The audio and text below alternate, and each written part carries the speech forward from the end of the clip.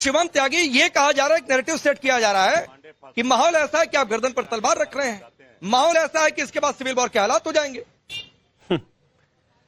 मैं एक ही चीज कहना चाहता हूं राकेश जी कि किसकी गर्दन पर तलवार रखी जा रही है, किसको क्यों दिक्कत है, किसको क्यों डरना है, किसको क्यों कुछ करना है, क्यों इतनी परेशानी है। आदरणीय गृह मंत्री जी से एक सवाल, आपके जो ग्रुप एडिटर हैं नाविका जी, एडिटर इन चीफ है नाविका जी, उन्होंने पूछा था कि भाई ये कहा जा रहा है कि मस्जिदें जो है हमारी ले लेंगे। उन्होंने कहा, आदरणीय गृह मंत्री जी अमित शाह जी ने कहा कि ये कोई रेट्रोस्पेक्टिव बिल नहीं है, पीछे कुछ हुआ है उस पर नहीं है, आगे जो होने वाला है उस पर कैसे ले लेंगे आपकी मस्जिदें। कोई तुक है क्या इस बात की, कोई तर्क है क्या। और उन्होंने उसके साथ साथ एक चीज और कही, उन्होंने कहा कि 2013 में लाए थे आप ऐसा रेट्रोस्पेक्टिव बिल जहां पर आपने वक्फ को इतनी असीमित शक्तियां दे दी जिसकी कोई हद नहीं। अब मैं एग्जांपल देना चाहता हूं, वक्फ में 2013 में जब इन्होंने अमेंड किया तो सेक्शन 83 के तहत बार ज्यूरिसडिक्शन जो सिविल कोर्ट्स की होती है उसको खत्म कर दिया कि वहां पर जो स्पेसिफिक मैटर्स हैं उसके वक्फ के, वहां पर कोर्ट में जा ही नहीं सकते। अब यहां सेक्शन 83 का थोड़ा सा वो मैं पढ़ देता हूं, this section specifically restricts the jurisdiction of civil courts over the matter related to the Waqf. क्यों भाई, बिल्कुल ठीक बात है। हिंदुस्तान में कोई एक ऐसी सामाजिक बॉडी बताइए, एक ऐसी धार्मिक बॉडी बताइए जिसके ऊपर जो है कानून लागू ना होता हो, जिसका कोई भी विषय जो है कोर्ट में ना जा सकता हो, जिसको सिविल कोर्ट में चैलेंज ना किया जा सकता हो, जिसको हाई कोर्ट में चैलेंज ना किया जा सकता हो। बताइए कोई एक बॉडी ऐसी नहीं है, कोई एक बॉडी ऐसी। तो बाकी के जो 2 4 5 6 लोग हैं या बाकी के जो जितने दर्द लोगों को हो रहा है, क्यों चाहिए भाई प्रिविलेज आपको? क्यों वक्फ को ऐसी एक पावर मिले जहां पर उनका जो है विषय सिविल कोर्ट में ना जाए, उनका विषय हाई कोर्ट में ना जाए? बस इतनी सी बात है। मेजरली मैं मानता हूं कि जिस तरीके से वक्फ के नाम पर इस देश के लोगों पर और मुसलमानों पर भी, जो पश्माना मुसलमान है, जिस तरीके से उन पर अत्याचार हुआ है, यह बिल उनको इससे बचाने के लिए है। कुछ धनाढ्य लोग, कुछ भूमाफिया टाइप के लोग, कुछ लोग जो इसको अपने पर्सनल फायदे के लिए इस्तेमाल कर रहे हैं, जिसका इस्तेमाल शायद बेहतरी के लिए होना था जो नहीं हो रहा, उनको यह दर्द हो रहा है। लेकिन देश में इमरजेंसी नहीं है, बिल्कुल ठीक बात है। जो हमने अपनी रिपोर्ट में भी साफ किया कि रेट्रोस्पेक्टिव बिल है ये, यानी कल को क्या हुआ था नहीं मतलब है। आने वाले समय में वक्फ बोर्ड कोई फैसला करता है, कोई बात आती है तो सीधे कोर्ट में चैलेंज किया जा सकेगा।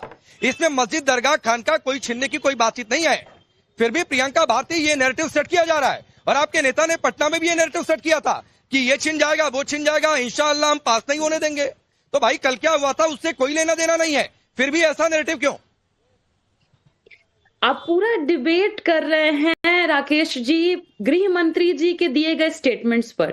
अमित शाह जी किसी प्रदेश के भाजपा के कोषाध्यक्ष तो है नहीं, वो देश के गृह मंत्री हैं। गृह माने घर, घर माने देश। अब इसी देश में एक जगह पर गृह मंत्री का काम क्या होता है? घर को सुरक्षित रखना, देश को सुरक्षित रखना। जिस आप कन्क्लेव की बात कर रहे हैं, मैंने उसको पूरा 1 घंटा सुना।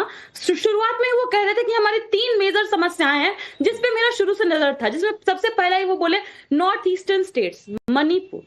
पिछले 2-3 सालों से मणिपुर जल रहा है, अगर उनसे संभल नहीं रहा है तो फिर वो इधर उधर गोलमाल क्यों घुमा रहे हैं?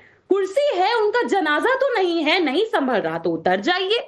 गृह मंत्री जी से अपना काम हो नहीं रहा, लबर इधर उधर बतियाएंगे। शेर तो सही से पढ़ लिया करो, नेशनल टेलीविजन पर आते हो, आने से पहले शेर तो तैयारी करके आनी चाहिए। इस तरीके का शेरों को भी उल्टा सीधा पढ़ देना है, मतलब टीवी पर आए हो भाई, शेर तो ठीक पढ़ो।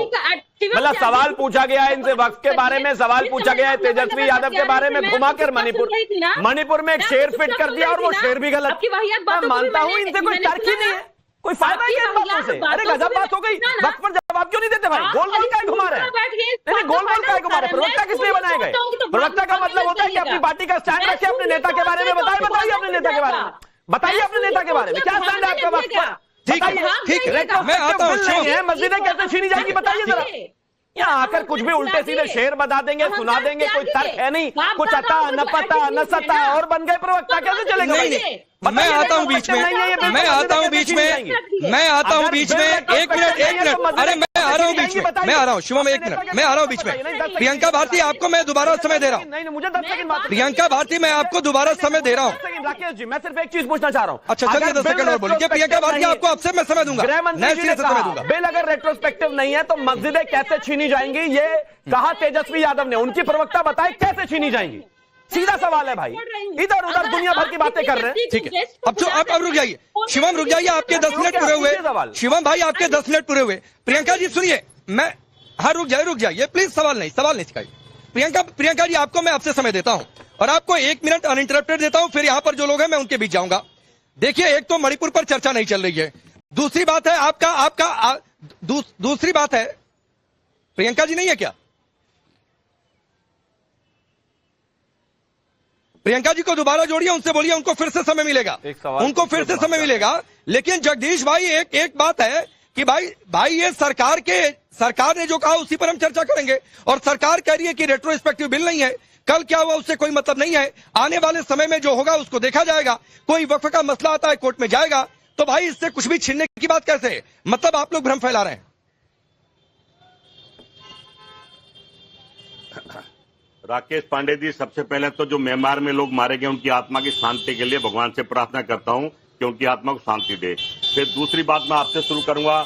आपको मैंने 2 बार डिबेट में देखा, मेरठ से बोल रहे थे, आज नागपुर से बोल रहे हैं, आज जनता के बीच से बोल रहे हैं। और आपको पता कि जनता का मूड कैसा, कहने की जरूरत नहीं है, आपने पहले आदमी को सुना, उसने बता दिया। कहीं ना कहीं एक सवाल उठता है कि जनता सरकार के लिए है कि सरकार जनता के लिए है। सवाल ये होगा, मैं समझता हूँ जनता सरकार को चुनती अपनी सुविधाओं के लिए, अपने कामों के लिए, पर यहाँ तो थोपा जा रहा। हमें कोई दिक्कत नहीं है, आप करो जो करना आपके मन में आए, पर कहीं ना कहीं संसद में बात होनी चाहिए। मैं बोलूंगा तो बोलोगे कि बोलता है, मैं सिर्फ इतना पूछ रहा हूँ, जेपीसी में बात होनी चाहिए। कांग्रेस वालों ने कहा कि मस्जिदें चली जाएंगी, कैसे चली जाएंगी, कोई हमें ये समझा दे। इतना लंबा भाषण नहीं चाहिए, मस्जिदें कैसे सरकार ले लेगी? शिवम भाई एक बार रुक जाइए, ठीक है, नहीं ठीक है, आपने दिया, हमने सुना, हमें ठीक है, हाँ रुक जाइए प्लीज, एक बार ओपनिंग रिमार्क हो जाए सबकी, एक बार रुक जाइए प्लीज। गृह मंत्री को बहुत शौक है, आपके गृह मंत्री को बहुत शौक है इंटरव्यू देने का। मैं चैलेंज और दाव से कहूँ, एक इंटरव्यू रवीश कुमार को दे दो, पतलून गिल्ली हो जाएगी, पता लग जाएगा। अरे नौकरी नहीं बची उस आदमी की, क्यों दे दे यूट्यूब को इंटरव्यू? अरे भाई, ये फिर वही बात है। नहीं जगदीश जी, ये बात गलत है।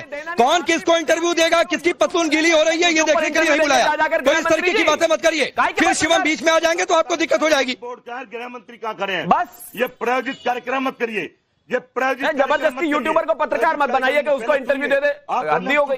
राकेश पांडे जी को ना दे इंटरव्यू, नविका जी को ना दे, उनको क्यों दे भाई? नहीं मैं एक मिनट शिवम, मैं क्लियर कर रहा हूं, मैं किसी व्यक्ति विशेष पर चर्चा नहीं कर रहा हूं। जगदीश जी सुनिए, मैं किसी व्यक्ति विशेष पर चर्चा नहीं कर रहा हूं। और एक बात सुनिए, यहां पर ना पब्लिक के बीच खड़ा होकर कुछ भी प्रायोजित नहीं होता है। तो ये अपना एजेंडा अपने घर रखकर आया करिए मेरे सामने, मैं आपको पहले बता दे रहा हूं, एकदम अपने घर रखकर आया करिए, मैं आपको पहले बता दे रहा हूं। और अपना एजेंडा चलाना हो तो सर सड़क पर चला करिए, मैं लोगों के बीच जा रहा हूं। अब रुक जाइए भाई, अब रुकिए, ठीक है, रुकिए, आपने सुन लीजिए मेरी, अरे सुनिए, ये आपकी भाषा में होगा, पब्लिक के बीच व्यू सुनने के लिए आते हैं, इसको लताड़ना आपकी भाषा में कहा जाता होगा। और अगर आपको लताड़ना दिख रहा है तो आपको बड़ा जीरो देकर 99 पर रोककर पब्लिक क्या कर रही थी? पूजा अर्चना कर रही थी क्या? पूजा अर्चना कर रही थी। पिछले कितने सालों से सत्ता से आप आ रहे हैं, मतलब पब्लिक आपको लताड़ रही है जगदीश जी, और पब्लिक इसको लताड़ना कहता है। तो रुक जाइए, चलिए अब, हाँ रुक जाइए, आपकी परिभाषा अपने पास रखे रहिए, अब रुक जाइए। हाँ ठीक है भाई, आपकी भाषा में ये लताड़ना है तो सर लताड़ना ठीक है। आपको इतने देर तक सत्ता से बाहर रखकर, आपको इतने दूर तक सत्ता से बाहर रखकर पब्लिक आपकी पूजा नहीं कर रही है तो सर लताड़ना उसको कहते हैं। पत्रकार